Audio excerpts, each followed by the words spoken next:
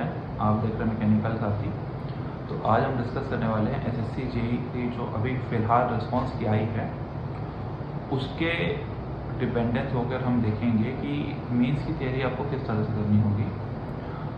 इस बार का जो पेपर आया था रिलेटिवली लास्ट ईयर के कंपेयर में थोड़ा डिफ़िकल्ट था या थोड़ा कह सकते हैं थोड़ा टफ था, ठीक है। सो अगर आपके नंबर इस बार लास्ट ईयर के कंपेयर में थोड़े कम भी आ रहे होंगे तो मेरे हिसाब से तैयारी कर सकते हैं। आई थिंक इस बार क्रॉस नॉर्मलाइजेशन जो होगा वो थोड़ा की फैक्टर होगा, क्योंकि मैकेनिकल का इस बार का दोनों पेपर, चाहे वो 5 तारीख का पेपर हो चाहे वो 7 तारीख का पेपर हो, दोनों रिलेटिवली टफ थे मेरे हिसाब से।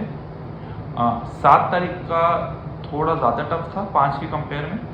तो जब क्रॉस नॉर्मलाइजेशन होगा तो मेरे हिसाब से मैकेनिकल के 5 और 7 तारीख को जो शिफ्ट थी, दोनों सेकेंड शिफ्ट में दोनों पेपर थे, वो दोनों के नंबर नॉर्मलाइज में बढ़ेंगे। लगभग आपको मेरे हिसाब से जितना मैंने अभी तक डेटा एनालाइज किया है तो 4 से 5 नंबर तो ऑन एन एवरेज आपके बढ़ सकते हैं, ठीक है। मैं मैकेनिकल की बात कर रहा हूँ यहाँ पे। सो जिन बच्चों के भी अगर उन्होंने आंसर की चेक की होगी यूआर कैटेगरी में, अगर मैं बात करूँ तो अगर आपके 125 के ऊपर मार्क्स आ रहे हैं तो आप एक ट्राई अटेम्प्ट कर सकते हैं। मेरे हिसाब से आपको क्विट नहीं करना चाहिए टेक्निकल को, क्योंकि जो सेकेंड पेपर होने वाले डेट इज मेंस वो टोटली वो 100% जो है वो टोटल टेक्निकल पेपर होने वाला है। सो अगर आपके नंबर थोड़े कम भी आ रहे हैं, लेट से 120 या 125 के बीच यूआर कैटेगरी के नंबर आ रहे हैं, तो मेरे हिसाब से आपको तैयारी कंटिन्यू रखनी चाहिए मेंस के लिए, क्योंकि मेंस 1.5-2 महीने में हो जाएगा। और एचपीसीएल के अलावा अभी ऐसा कोई और नोटिफिकेशन नहीं आया है, 2-3 बस एचपीसीएल और राष्ट्र केमिकल फर्टिलाइजर का शायद आया है। तो आपको मेरे हिसाब से उसमें भी टेक्निकल पूछ रहा है, तो टेक्निकल आपको वापस पढ़ना चाहिए मेंस के लिए भी, ठीक है। अब बात आती है कि अब आप वो तैयारी करेंगे कैसे, ठीक है। जिसके भी 120 और 125 के ऊपर है नंबर, वो यूआर कैटेगरी में वो ट्राई कर सकता है, मेंस के लिए जा सकता है, बिल्कुल तैयारी शुरू कर सकता है अपनी। ज़्यादा टाइम वेस्ट मत कीजिए कि नॉर्मलाइज में किसी कोई प्लेटफॉर्म में इतना नंबर बढ़ गया, किसी प्लेटफॉर्म में थोड़ा ज़्यादा नंबर बढ़ गया, किसी में कम बढ़ गया, कंबाइंड रैंक तो यार मेरी बहुत पीछे है, ये आप मत चीज़ सोचिए। अगर आपके उसके आसपास नंबर आ रहे हैं, देखिए नॉर्मलाइज कैसे होगा वो किसी को नहीं पता। एसएससी जेईई का जो नॉर्मलाइजेशन होता है, क्रॉस नॉर्मलाइजेशन, वो जनरली प्रिडिक्ट नहीं होता, वो अलग अलग टाइम पे अलग अलग हो जाता है, ठीक है। तो फालतू उस चक्कर में आप ना पड़िए।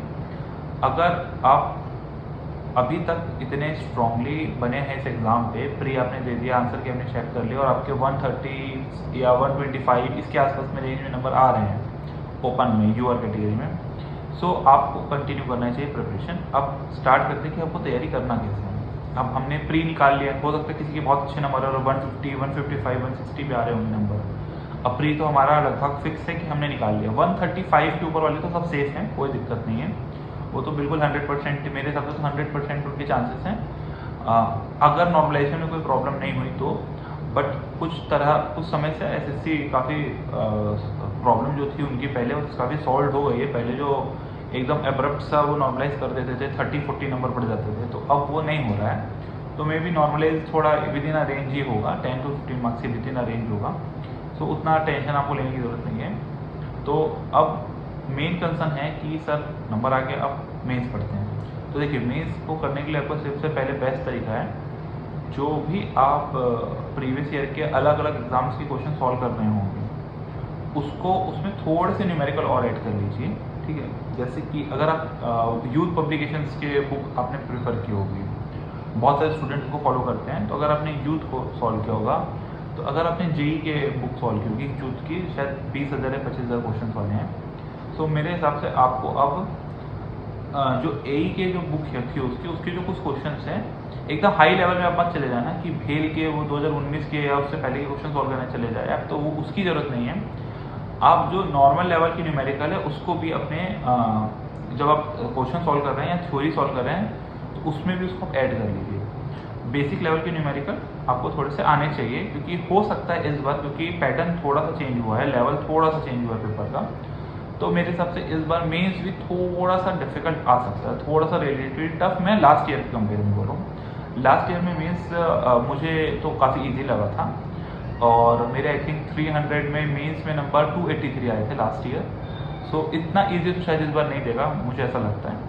सो आपको थोड़ा सा रिलेटिवली उस टाइम भी ये सोचना है, अगर एग्ज़ाम हॉल में आप जाने वाले हो और इस ड्यूरिंग दिस प्रिपरेशन में आपको ये ज़रूर सोचना है कि पेपर टफ आ सकता है, ठीक है। तो कोई नेसेसिटी नहीं है कि आप अगर हार्ड पेपर आ रहा है और आप सोच रहे हो कि मैं 100 में 98 अटैम्प्ट करके आ जाऊँ, क्योंकि मेंस में 1/3 नेगेटिव मार्किंग होता है, जो 1/3 का रेशियो होता है नेगेटिव मार्किंग का, वो होगा मेंस में। तो आप एकदम ज़्यादा मतलब तुक्का नहीं लगा सकते। तो शायद प्री में कई लोगों ने लगाया होगा क्योंकि 1/4 नेगेटिव मार्किंग है, तो उसमें थोड़ा गैसिंग चल जाता है, बट 1/3 नेगेटिव में नहीं चलता।